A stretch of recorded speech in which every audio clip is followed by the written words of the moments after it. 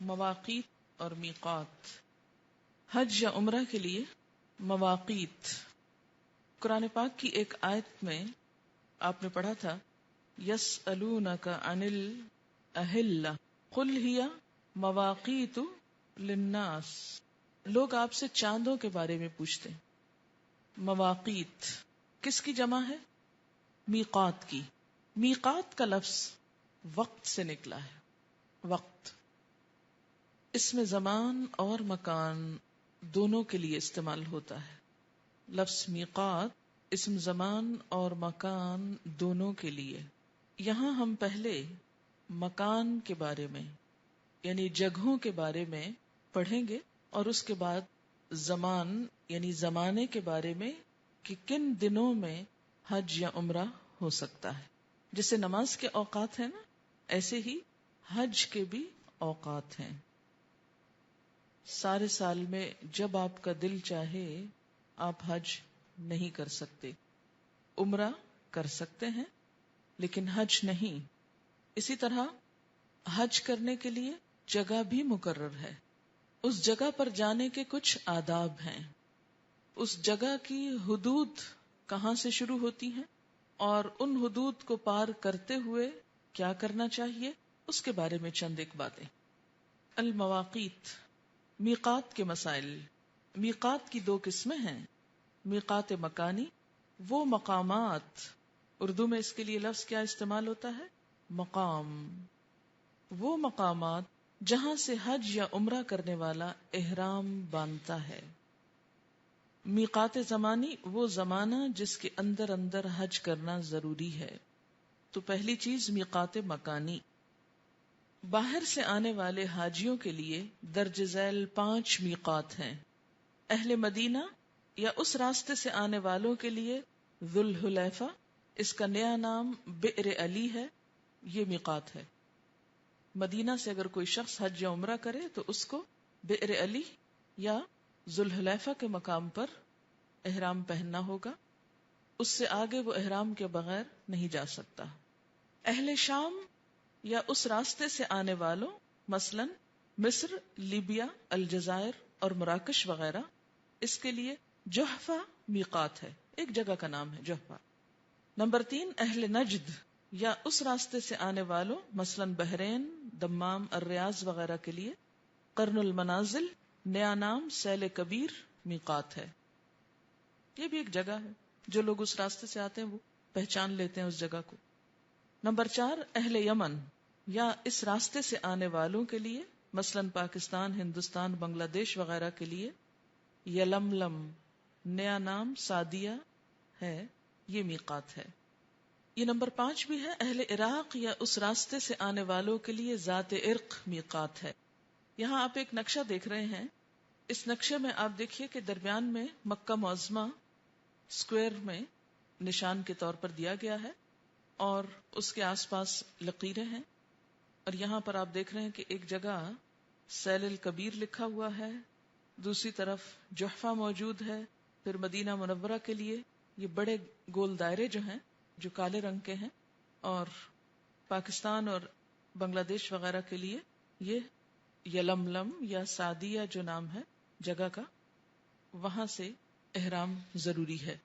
یہ تو ہو گیا خشکی کے راستے جانے والوں کے لیے میقات. اگر کوئی شخص جہاز پر جاتا ہے تو جہاز میں بھی باقاعدہ اس کا اعلان ہوتا ہے، خاص طور پر حج فلائٹس میں. اور اگر عمرے کے لیے بہت سے لوگ اکٹھے جا رہے ہیں جیسے رمضان میں تو اس وقت بھی اعلان ہوتے ہیں. لیکن عام طور پر اگر کوئی انڈیویجولی عمرے کے لیے جا رہا ہو تو وہ جہاز کے عملے سے ریکویسٹ کر سکتا ہے، جس سے وہ اس کو بتا دیتے ہیں کہ آپ کی میقات قریب ہے، اب آپ احرام باندھ لیں. ضروری نہیں ہوتا کہ آپ اپنے ملک میں گھر سے یا ایئرپورٹ سے ہی آپ پہن کر جہاز میں پاؤں رکھیں کہ کہیں میقات سلپ نہ ہو جائے. نہیں، وہ کئی گھنٹے کے بعد آتی ہے اور اس سے پہلے کچھ 10-15 منٹ پہلے وہ عموماً اناؤنسمنٹ کر دیتے ہیں اور اس وقت انسان احرام میں آ جاتا ہے.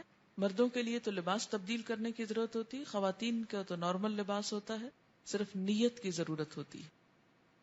ان عائشہ رضی اللہ عنہا قالت وقت رسول اللہ صلی اللہ علیہ وسلم لأہل المدینة ذا الحلیفہ ولأهل الشام ومصر الجحفة ولأهل العراق ذات عرق ولأهل نجد قرنا ولأهل اليمن يلملم رواہ النسائی. اس کا مطلب کوئی یہ نہ سمجھے کہ صرف یہ علاقے جن کے نام لیے گئے ہیں وہاں سے ہی لوگ حج عمرے کو آ سکتے ہیں، اس سے پیچھے امریکہ سے یا چائنا سے یا انڈونیشیا سے نہیں آ سکتے. نہیں، ان کے لیے بھی یہ اصل میں حرم کے قریب ترین علاقے ہیں جہاں سے وہ حدود شروع ہو جاتی ہیں. جو جس ڈائریکشن سے فلائٹ آئے گی اس کی ڈائریکشن اس کے قریب ترین علاقہ شمار ہو جائے گا. جیسے اگر انڈونیشیا وغیرہ سے فلائٹ جا رہی ہے تو وہ بھی ایک طرح سے یلملم ہی کی طرف سے. حج تین طرح کا ہوتا ہے. ایک ہوتا ہے حج افراد. افراد کا لفظ تو خود بتا رہا ہے فرد سے ہے، جس کا مطلب کیا ہے؟ خالی حج، دا اونلی حج. آپ یہاں سے صرف حج کی نیت سے نکلے، جا کے حج کر لیا. دوسرا ہے تمتع. تمتع، حج تمتع. اچھا، اس میں کیا ہے؟ حج اور عمرہ ایک سفر میں، عمرہ و حج ایک ہی سفر میں، اور حج کے مہینوں میں دو چیزیں آئیں گی. حج کے مہینے ہوں گے اور عمرہ اور حج ایک سفر میں. اچھا، مثلاً اگر حج کے مہینے نہیں اور آپ نے کیا کیا؟ پہلے جا کے عمرہ کیا، پھر حج کے مہینے شروع ہوئے، حج کیا، تو وہ تمتع نہیں کہلائے گا، کیونکہ آپ نے جو عمرہ کیا تھا وہ کس سے کیا تھا؟ پہلے ہی کر لیا تھا، حج کے مہینوں میں نہیں. ٹھیک، حج کے مہینوں میں جو شخص احرام پہن کر عمرہ اور حج ساتھ کرتا ہے، الگ الگ احرام کے ساتھ، وہ حج تمتع ہوتا ہے. اور ایک ہوتا ہے حج قران. قران کا کیا مطلب ہوتا ہے؟ ملا ہوا. ٹھیک، یعنی عمرہ اور حج ساتھ ہے لیکن ایک ہی احرام ہے، احرام کھولا نہیں گیا، اور ہدی بھی ساتھ ہے، ہدی ساتھ. ٹھیک ہے، ہدی کیا ہوتا ہے؟ قربانی. ہدی تو اصل پروننسیشن ہے ہدی ہے. اچھا، اب آپ دیکھیے کہ جو لوگ حج تمتع کرتے ہیں، ہماری اکثریت حج تمتع کرتی. حج فلائٹس کب شروع ہوتی ہیں؟ حج کے مہینوں میں. ٹھیک ہے، اس میں لوگ کیا کرتے ہیں؟ یہاں سے جب نکلتے ہیں گھروں سے تو کس کی نیت کر کے نکلتے ہیں؟ عمرے کی. اچھا، اب نیت حج کی ہوتی ہے لیکن بیسیکلی پہلا جو احرام ہوتا ہے وہ کس لیے ہوتا ہے؟ عمرے کا ہوتا ہے. وہ پہن کر جا کر عمرہ کرتے ہیں، احرام کھول دیتے ہیں، 2 ہفتے 3 ہفتے جو ان کے نصیب میں ہو وہاں رہتے ہیں، عبادت کرتے ہیں، اور پھر 8 تاریخ کو دوبارہ احرام پہنتے ہیں. کہاں جا کے پہنتے ہیں؟ جس ہوٹل میں، گھر میں، خیمے میں، سڑک پہ، جہاں بھی رہ رہے ہوں وہیں سے احرام باندھتے ہیں. ٹھیک ہے، یہ بات سمجھ میں آ گئی نا سب کو؟ یہی بات یہاں بتائی گئی. مکہ مکرمہ میں نیز میقات اور مکہ مکرمہ کے درمیان مستقل رہائش پذیر یعنی مقامی باشندوں اور عارضی طور پر رہائش پذیر یعنی بیرونی حجاج کو حج کے لیے اپنی رہائش گاہ سے احرام باندھنا چاہیے. ان ابن عباس رضی اللہ عنہما قال وقت رسول اللہ صلی اللہ علیہ وسلم بأہل المدینة ذا الحلیفہ ولأہل الشام الجحفہ ولأہل نجد قرن المنازل ولأہل الیمن یلملم قال فہن لہن ولمن اتی علیہن من غیر اہلہن ممن اراد الحج والعمرة فمن كان دونهن فمن أهله وكذا فكذلك حتى أهل مكة يهلون منها رواه مسلم. حضرت عبداللہ بن عباس سے روایت ہے کہ نبی اکرم صلی اللہ علیہ وسلم نے اہل مدینہ کے لیے ذوالحلیفہ، اہل شام کے لیے جحفہ، اہل نجد کے لیے قرن المنازل، اہل یمن کے لیے یلملم میقات مقرر فرمائے ہیں. یہ میقات ان ملکوں میں مقیم لوگوں کے لیے بھی ہیں اور ان لوگوں کے لیے بھی جو حج اور عمرے کے ارادے سے ان اطراف سے آئیں. جو لوگ میقات کے اندر رہتے ہوں وہ اپنی رہائش گاہ سے ہی احرام باندھیں، حتیٰ کہ اہل مکہ مکہ مکرمہ ہی سے احرام باندھیں. ٹھیک ہے، یعنی اس کی یہ دلیل موجود ہے. مکہ مکرمہ اور میقات کے درمیان رہائش پذیر لوگوں میں اہل حرم یعنی حدود حرم کے اندر رہائش پذیر لوگ اور اہل ہل یعنی حدود حرم سے باہر اور میقات کے اندر رہائش پذیر لوگ دونوں شامل ہیں. ملازمت کی غرض سے آئے ہوئے میقات کے اندر مقیم غیر ملکی حضرات کا شمار بھی مستقل رہائش پذیر یعنی مقامی باشندوں میں ہوگا، کیونکہ 1 سال 2 سال کے لیے وہ گئے ہیں تو آلموسٹ ان کا ایک طرح سے گھر ہی ہو گیا وہاں. کیونکہ ان پہ مسافر کے احکام تو نہیں ہے. اچھا، حرم کا اپوزٹ لفظ ہے ہل. ہل اور حرم، یہ جو نا میقات کے اندر بھی ہل ہے، لیکن حرم کی پھر ایک خاص باؤنڈری ہے. وہ باؤنڈری کہاں آتی ہے؟ اگر آپ جدہ سے مکہ کی طرف جائیں تو راستے میں ایک جگہ پر لکھا ہوتا ہے کہ نان مسلمز کو انٹر نہیں ہونے دیا جاتا، کیونکہ حدود حرم شروع ہو گئی. دیکھیے، ایک ہے خانہ کعبہ، پھر اس کے باہر کیا ہے؟ مسجد. قرآن پاک میں اس کے لیے کیا لفظ بولا گیا ہے؟ مسجد الحرام. اور پھر اس کے بعد ایک اور ایریا ہے جو کیا کہلاتا ہے؟ حرم. ٹھیک ہے. پھر اس کے بعد ایک اور ایریا ہے، وہ کہلاتا ہے میقات. اچھا، اب آپ دیکھیے کہ جو لوگ اس ایریا میں رہتے ہیں، اس ایریا میں مسجد اور تنعیم کے اندر والے، وہ حدود حرم کے اندر رہتے ہیں.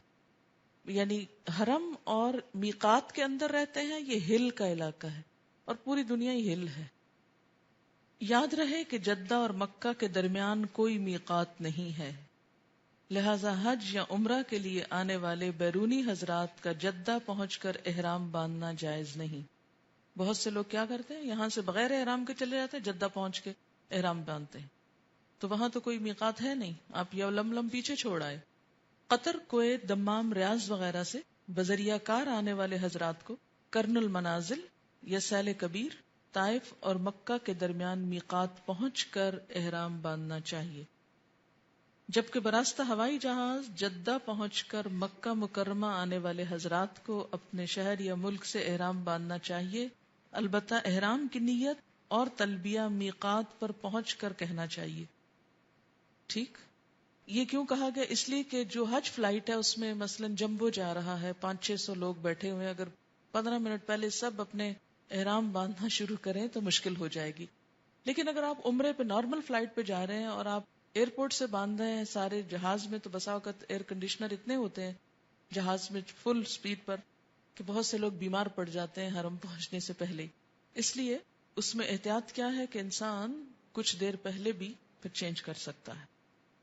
اب یہ جو لفظ لکھا ہوا نا کہ تلبیہ اور احرام، یہ آگے چونکہ واضح ہوگا اس لیے میں ان ٹرمز کو فی الحال چھوڑ رہی ہوں. کیونکہ جب میقات پہ انسان پہنچتا ہے تو نیت بھی کرتا ہے، لباس بھی مخصوص ہوتا ہے اور تلبیہ بھی پکارتا ہے. تلبیہ کیا ہے؟ لبیک اللہم لبیک، اس کو تلبیہ بولتے ہیں. نمبر 4، جدہ کے مقامی لوگوں کو حج اور عمرہ کے لیے جدہ ہی سے احرام باندھنا چاہیے. نمبر 5، سعودی عرب کے کسی شہر یا غیر ممالک سے کاروبار یا ڈیوٹی کی نیت سے جدہ آنے والے حضرات اپنے کاروبار یا ڈیوٹی سے فارغ ہونے کے بعد عمرہ یا حج کا ارادہ کریں تو وہ جدہ ہی سے احرام باندھ لیں. ٹھیک. یعنی مثلا ایک شخص یہاں سے جدہ اپنے کسی ذاتی کام سے گیا ہے، عمرے کی نیت سے نہیں گیا، جاب کرتا ہے مثلا، یہ کئی لوگ جیسے یہاں پر رہتے ہیں پھر وہاں جاب کرتے ہیں، وہ پہلے یہاں سے اپنے گھر جاتے ہیں، 2-4 دن اپنے کام کر کے پھر عمرے کے لیے جاتے ہیں. تو ان کے لیے ضروری نہیں کہ وہ یہاں سے ہی احرام باندھ کے جائیں. وہ جب گھر پہنچ جائیں، اپنے کام کاج سمیٹ لیں، پھر جس دن ان کا دل چاہے اس دن چلے جائیں. اور وہ پھر احرام کہاں سے باندھیں گے؟ وہیں سے. کیوں؟ اس لیے کہ وہ ان کا سعودی عرب میں جانا دراصل اپنے کام سے جانا ہے، ان کا جانا اور ہمارا جانا فرق ہے. حدود حرم میں عارضی طور پر مقیم یعنی بیرونی حضرات کو بوقت ضرورت عمرہ کا احرام حدود حرم سے باہر یعنی ہل میں کسی مقام مثلا تنعیم یا جعرانہ جا کر باندھنا چاہیے. ان عبد الرحمن ابن ابی بکر رضی اللہ عنہما ان النبی صلی اللہ علیہ وسلم امرہ ان یردف عائشہ رضی اللہ عنہا ویعمرها من التنعیم، رواہ البخاری. حضرت عبد الرحمن بن ابی بکر سے روایت ہے کہ نبی اکرم صلی اللہ علیہ وسلم نے انہیں حکم دیا کہ حضرت عائشہ کو اپنے ساتھ سواری پر بٹھا کر لے جائیں اور تنعیم سے احرام باندھ کر ان کو عمرہ کرائیں. اسے بخاری نے روایت کیا ہے. اس میں آپ دیکھیے کہ حضرت عائشہ رضی اللہ تعالی عنہا نے چونکہ پہلا عمرہ جو تھا وہ نہیں کیا تھا. کیوں؟ کیونکہ ناپاکی کی حالت میں تھی، حیض کی حالت میں تھی. اس لیے جب سب جانے لگے تو وہ رو پڑی کہ میں کیا عمرے کے بغیر جاؤں گی. تو آپ نے پھر ان کے بھائی کے ساتھ ان کو تنعیم پہ بھیجا اور وہ وہاں سے احرام پہن کر آئیں. اور آپ صلی اللہ علیہ وسلم کا یہ وزٹ کیا تھا؟ دراصل صرف حج اور عمرے کا تھا، اس میں قیام کا ارادہ نہیں تھا. اور آپ کو معلوم ہے کہ جو لوگ بھی ہجرت کر کے گئے جب وہ مکہ آتے تھے تو قیام نہیں کرتے تھے کہ کہیں ان کی ہجرت کا ثواب ختم نہ ہو جائے. وہ اپنے کام سے آتے اور فوراً لوٹ جاتے. تو یہاں پر بھی چونکہ انہیں فوراً واپس جانا تھا اور وہ عارضی طور پر وہاں موجود تھے، اس لیے آپ نے ان کو وہاں جانے کا حکم دیا. لیکن وہ لوگ جو بہت دن وہاں جا کر رہ رہے ہوں کئی مہینے، تو ان کو بار بار وہاں جا کر تکلف کی ضرورت نہیں ہے. وہ اپنے ہی گھر سے یا جہاں بھی وہ رہ رہے ہوں وہاں سے احرام باندھ کر دوبارہ عمرہ کر سکتے ہیں. حج پروازوں میں میقات پر پہنچنے سے قبل میقات کا اعلان کیا جاتا ہے تاکہ جو لوگ احرام باندھنا چاہیں وہ باندھ لیں. عام پروازوں میں اگر جہاز کے عملے کو پہلے سے کہہ دیا جائے تو میقات پہنچنے سے پہلے میقات کی اطلاع دے دی جاتی. عن ابی ہریرہ رضی اللہ عنہ فی قولہ براءۃ من اللہ ورسولہ قال لما قفل النبی صلی اللہ علیہ وسلم من حنین اعتمر من الجعرانة ثم امر ابا بکر علی تلک الحجۃ. رواہ ابن خزیمہ. حضرت ابو ہریرہ سے روایت ہے اللہ تعالیٰ کے ارشاد مبارک براءۃ من اللہ ورسولہ کہاں ہے؟ یہ سورۃ توبہ آیت نمبر 1 کی تفسیر کرتے ہوئے روایت کرتے ہیں کہ جب نبی اکرم صلی اللہ علیہ وسلم جنگ حنین سے واپس تشریف لائے تو جعرانہ سے احرام باندھ کر عمرہ ادا کیا. پھر حضرت ابو بکر صدیق کو اس کے بعد ادا کیے گئے حج کا امیر مقرر فرمایا. اس کو ابن خزیمہ نے روایت کیا ہے. جنگ حنین کہاں پر ہوئی تھی معلوم ہے آپ کو؟ حنین کہاں ہے؟ کس کے قریب ہے؟ یہ طائف کی طرف ہے. تو اس لیے جعرانہ سے انہوں نے احرام باندھا. یاد رہے تنعیم اور جعرانہ میقات نہیں بلکہ حدود حرم سے باہر مکہ مکرمہ کے قریب ترین دو الگ الگ مقامات ہیں جہاں سے حرم شروع ہوتا ہے. تنعیم جدہ کی سمت میں اور جعرانہ طائف کی سمت میں. ٹھیک ہے. غیر ممالک یا سعودی عرب کے کسی شہر سے کاروبار یا عارضی ڈیوٹی کے لیے مکہ مکرمہ آنے والے حضرات کاروبار یا ڈیوٹی سے فارغ ہونے کے بعد عمرہ کی نیت کریں تو انہیں جعرانہ یا تنعیم جا کر احرام باندھنا چاہیے. حدود حرم میں مستقل رہائش پذیر مقامی باشندے عمرے کا احرام اپنی رہائش گاہ سے باندھ سکتے ہیں. مکہ مکرمہ میں کام کرنے والے غیر ملکی ملازمین یا تاجر حضرات کے لیے احکامات وہی ہیں جو مکہ معظمہ میں رہائش پذیر مقامی باشندوں کے. تو اب لوگ دو طرح کے ہو گئے نا، ایک کون جو مقامی ہے اور ایک وہ جو اپنے کسی کام سے گئے ہوئے ہیں مثلا 2 مہینے 6 مہینے کے لیے، یا ایک یہ ہے کہ وہ جو چھپ چھپا کے رہ رہے ہیں زیادہ لمبی نیت کے لیے. تو اب وہ کس میں آ جائیں گے؟ مقامی کی اس میں آ جائیں گے. لیکن وہ جو گئے ہی صرف عمرے کے لیے ہیں اور عمرہ کر کے فوراً مدینہ جا رہے ہیں یا واپس مدینہ سے 2-4 دن اور آ کے رہ رہے ہیں، تو یہ کس میں آ جائیں گے؟ عارضی ان لوگوں میں. اور ان کے لیے انہوں نے کیا کہا ہے کہ وہ کیا کریں؟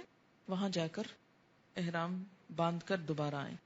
حدود حرم کے اندر عارضی طور پر مقیم یعنی بیرونی خواتین اگر ایام حیض کی وجہ سے عمرہ ادا نہ کر سکیں تو ایام حیض ختم ہونے کے بعد حدود حرم سے باہر تنعیم یا جعرانہ جا کر احرام باندھ کر عمرہ ادا کر سکتی.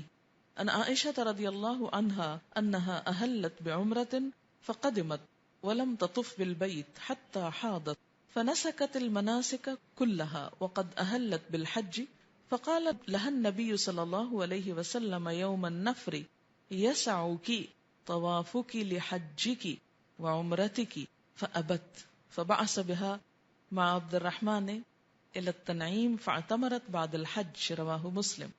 حضرت عائشہ رضی اللہ تعالی عنہا سے روایت ہے کہ انہوں نے عمرے کا احرام باندھا، مکہ مکرمہ آئیں، ابھی بیت اللہ شریف کا طواف نہیں کیا تھا کہ حائضہ ہو گئی، لہذا طواف کے علاوہ باقی مناسک حج ادا کیے اور حج کے دنوں میں حج کا احرام باندھا. رسول اللہ صلی اللہ علیہ وسلم نے منا سے روانگی کے دن حضرت عائشہ سے فرمایا کہ تمہارا طواف یعنی افاضہ حج اور عمرہ دونوں کے لیے کافی ہوگا. حضرت عائشہ نہ مانی تو رسول اللہ صلی اللہ علیہ وسلم نے ان کے بھائی حضرت عبد الرحمن بن ابی بکر کے ساتھ انہیں تنعیم بھیج دیا، جہاں سے وہ احرام باندھ کر مکہ آئیں اور حج کے بعد عمرہ ادا کیا. اسے مسلم نے روایت کیا ہے. تو اس سے صرف یہ بات نہیں پتہ چلتی، اور بھی بہت سی باتیں پتہ چلتی ہیں، اور وہ یہ کہ خواتین اپنے دینی حقوق کے لیے اصرار کر سکتی ہیں. اور آپ کو معلوم ہے کہ سب صحابہ کرام اور جو لوگ آپ کے ساتھ تھے سب حج کر کے نکلنے کے لیے تیار بیٹھے تھے، قافلہ تیار تھا. اور ایک خاتون نے کہا کہ ہم نہیں جائیں گے جب تک ہم بھی آپ جتنی عبادت نہ کر لیں، کیونکہ وہ سب عمرہ اور حج کر کے جا رہے تھے، لیکن یہ عمرہ نہیں کر سکی تھی، صرف حج کیا تھا انہوں نے. اس لیے انہوں نے یہ کہا کہ میں بھی عمرہ کروں گی. اور سب کے سب انتظار میں بیٹھے. یہ اونٹ پر بھائی کے ساتھ گئیں، باہر جا کر حرم کے دوبارہ احرام باندھا، آئیں، عمرہ کیا اور پھر قافلے کے ساتھ ملی اور سب لوگ روانہ ہوئے. آپ نے فرمایا کہ بس ٹھیک ہے، ہو گیا، اگر کوئی نہیں کر سکا تو ٹھیک ہے، لیکن اگر کوئی کرنا چاہے تو سب کو روک کے انتظار کرائے، فلائٹس کینسل کروائے. یہ مذاق کر رہی ہوں، کہیں آپ یہ شروع ہو جائیں اور سب کو پریشان کریں کہ حضرت عائشہ کی ہم نے حدیث پڑھ رکھی ہے. تو ایسا نہ ہو. مراد اس سے یہ ہے کہ اس سے صرف ایک بات پتہ چلتی ہے کہ اسلام نے عورت کو مقام کیا دیا ہے، عزت کیا دی ہے، اس کو احترام کیا دیا ہے اور اس کی بات کو وزن کتنا دیا ہے. اگر آپ سچی بات بتائیں، آج کے مردوں میں سے کوئی دیندار یا نہ دیندار کوئی بھی ہو، کیا اتنا پیشنس رکھتا ہے اپنے اندر، یا اتنی اہمیت دے گا اپنی بیوی کو کہ ہاں ٹھیک ہے تم یہ نیکی کرنا چاہتی ہے تو کر لو؟ ہم سب انتظار کرتے ہیں. پھر بھی عورتیں پتہ نہیں کیوں شکایتیں کرتی ہیں کہ ہمارا اسلام میں کوئی مقام اور احترام نہیں. بار بار تنعیم یا جارانہ سے احرام باندھ کر بکثرت عمرے کرنا سنت سے ثابت نہیں. میقات پہنچ کر احرام باندھنا افضل ہے، لیکن میقات سے پہلے احرام باندھنا جائز ہے. عن عبد الله بن عمر رضی اللہ عنہما یقول بیداؤکم هذه التي تکذبون على رسول اللہ صلی اللہ علیہ وسلم فيها ما احل رسول اللہ صلی اللہ علیہ وسلم الا من عند المسجد یعنی ذی الحلیفہ، رواہ مسلم. حضرت عبداللہ بن عمر فرماتے ہیں بیدا وہ جگہ ہے مسجد ذی الحلیفہ سے آگے مکہ کی طرف جس کے بارے میں تم رسول اللہ صلی اللہ علیہ وسلم کی نسبت غلط بات کرتے ہو. کچھ لوگوں میں مشہور ہو گیا تھا کہ آپ نے بیدا سے احرام باندھا، حالانکہ آپ نے مسجد ذی الحلیفہ کے نزدیک احرام باندھ کر لبیک پکارنا شروع کیا. اسے مسلم نے روایت کیا ہے. النافع عن ابن عمر رضی اللہ عنہما انہ احل من بیت المقدس، رواہ الشافعی. حضرت نافع رحمہ اللہ سے روایت ہے کہ حضرت عبداللہ بن عمر نے بیت المقدس سے احرام باندھا. اسے شافعی نے روایت کیا. اس سے بتانا کیا مقصود تھا کہ ضروری نہیں کہ عین میقات کے اوپر پہنچ کے آپ احرام پہنے، آپ اس سے بہت پیچھے مثلا پاکستان سے بھی اپنا وہ ڈریس پہن کے آپ چل سکتے ہیں، لیکن میقات سے پہلے پھر نیت کرنا جو ہے وہ ضروری ہوگا. یعنی لباس تو آپ جب چاہیں پہن لیں، لیکن نیت میقات سے پہلے ضروری ہے. حج یا عمرہ ادا کرنے والا بغیر احرام میقات سے گزر جائے تو اسے واپس اسی میقات پہ جا کر احرام باندھنا چاہیے جس سے گزر کر آیا ہے. ان ابی الشعثاء رضی اللہ عنہ انہ رأى ابن عباس رضی اللہ عنہما یرد من جاوز المیقات غیر محرم، رواہ الشافعی. حضرت ابو شعثاء سے روایت ہے کہ انہوں نے حضرت عبداللہ بن عباس کو دیکھا، جو شخص احرام باندھے بغیر میقات سے گزر جاتا اسے میقات پہ واپس لوٹاتے تاکہ احرام باندھ کر آئیں. اسے امام شافعی نے روایت کیا ہے. حج یا عمرہ کرنے والا بغیر احرام کے میقات سے گزر جائے اور پھر اس کے لیے میقات پہ جانا ممکن نہ ہو، مثلا اگر آپ کبھی ایسا کر چکے تو اسے ایک بکری ذبح کر کے فقراء میں تقسیم کرنی چاہیے اور احرام پہن کر حج یا عمرہ ادا کرنا چاہیے. مثلا مس انڈرسٹینڈنگ سے یا غلطی سے، یا مثلا یہ کہ وہ شخص سو گیا جہاز میں اور جہاز گزر گیا میقات سے، اور جب اترے تو ہوش آئی کہ احرام تو نیت رہ گئی یا لباس رہ گیا. اب وہ جہاز کو نہیں پلٹا سکتا، خود بھی نہیں جا سکتا. اب کیا کرے؟ ایک بکری ذبح کر کے فقراء میں تقسیم کر دے. اس کو کیا بولتے ہیں؟ دم دینا. حج یا عمرہ کی نیت نہ ہو تو احرام باندھے بغیر میقات سے گزرنا اور مکہ مکرمہ میں داخل ہونا جائز ہے. یعنی یہاں ایک اور غلط فہمی کا ازالہ ہو رہا ہے کہ بسا اوقات دل میں یہ خیال آتا ہے کہ شاید کبھی بھی مکہ احرام کے بغیر اندر جا ہی نہیں سکتے، یہ یونیفارم ہے مکہ داخل ہونے کا. ایسا نہیں ہے، یہ یونیفارم ہے حج یا عمرہ کرنے کا. جو کسی اور کام سے جا رہا ہو، حج یا عمرے کا ارادہ نہ ہو، وہ عام ڈریس میں بھی جا سکتا ہے. ان جابر بن عبد اللہ الانصاری رضی اللہ عنہ ان رسول اللہ صلی اللہ علیہ وسلم دخل مکہ وقال قتیبۃ دخل یوم فتح مکہ وعلیہ امامۃ سوداء بغیر احرام، رواہ مسلم. حضرت جابر بن عبداللہ انصاری رضی اللہ عنہ سے روایت ہے کہ رسول اللہ صلی اللہ علیہ وسلم مکہ میں داخل ہوئے، اور حدیث کے ایک راوی قتیبہ کہتے ہیں کہ رسول اللہ صلی اللہ علیہ وسلم فتح مکہ کے روز مکہ میں داخل ہوئے تو آپ کے سر پر سیاہ پگڑی تھی اور آپ بغیر احرام کے تھے. اسے مسلم نے روایت کیا ہے. کیوں نہیں احرام پہنا تھا آپ نے؟ مکہ فتح کرنے جا رہے تھے, کسی اور غرض سے جا رہے تھے, حج عمرے کے لیے نہیں جا رہے تھے. ٹھیک ہے. میقات زمانی, عمرہ کا احرام سال کے کسی بھی حصے میں باندھا جا سکتا ہے.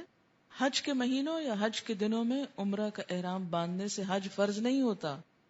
ان علی ابن ابی طالب رضی اللہ عنہ قال فی کل شہر عمرۃ رواہ الشافعی.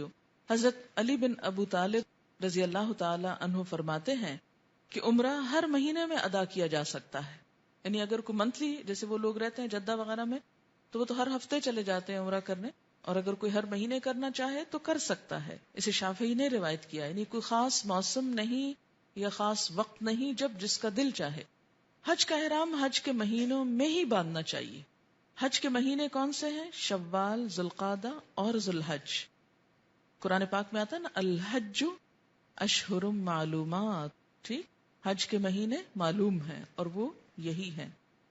ان ابن جریج قال قلت لنافع رضی اللہ عنہ سمعت عبد اللہ بن عمر رضی اللہ عنہما یسمی اشہر الحج قال نعم كان یسمی شوال ذو القعدہ وذو الحج. قلت لنافع فإن أهل إنسان بالحج قبلهن قال لم أسمع في ذلك منه شيئا رواہ الشافعی. حضرت ابن جریج رحمہ اللہ کہتے ہیں کہ میں نے حضرت نافع سے دریافت کیا, کیا تم نے حضرت عبداللہ بن عمر کو حج کے مہینوں کا نام لیتے ہوئے سنا ہے؟ حضرت نافع نے کہا ہاں, حضرت عبداللہ شوال, ذوالقعدہ اور ذوالحج کو حج کے مہینے شمار کرتے تھے. میں نے حضرت نافع سے پوچھا اگر کوئی شخص ان سے پہلے حج کا احرام باندھے تو اس کے بارے میں کیا حکم ہے؟ حضرت نافع نے کہا میں نے اس بارے میں ان سے کچھ نہیں سنا, ایسا کرنا بھی جائز ہے یا نہیں یہ نہیں معلوم. اسے شافعی نے روایت کیا ہے. ان ابن عباس رضی اللہ عنہما قال من السنة الا يحرم الرجل بالحج الا في اشهر الحج رواہ البخاری. حضرت عبداللہ بن عباس رضی اللہ تعالی عنہ فرماتے ہیں سنت یہ ہے کہ آدمی حج کا احرام حج کے مہینوں ہی میں باندھے. اسے بخاری نے روایت کیا ہے.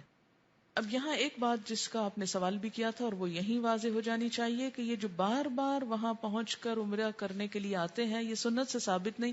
صرف ایک روایت ہے حضرت عائشہ کی, اس سے کوئی استفادہ ایسا ہی مجبور کر لے تو بہتر ہے, ورنہ یہ کہ انسان طواف کثرت سے کرے اور نمازیں پڑھے, نوافل پڑھے, تو اس کا بھی بہت اجر اور ثواب ہے, بجائے اس کے کہ بار بار وہاں سے سفر کر کے ایک تکلفاً ایک عمرہ کرتا رہے. عموماً جو لوگ عمرے پر جاتے ہیں ایک عمرہ وہ کر لیں جب یہاں سے جاتے ہیں مکہ, اور دوسرا مدینہ سے واپسی پر پراپر طریقے سے کرے. الا یہ کہ اگر کسی کی کوئی اور مشکل ہو, ایسی ہی معذوری جو حضرت عائشہ کی تھی, تو وہ اور بات ہے.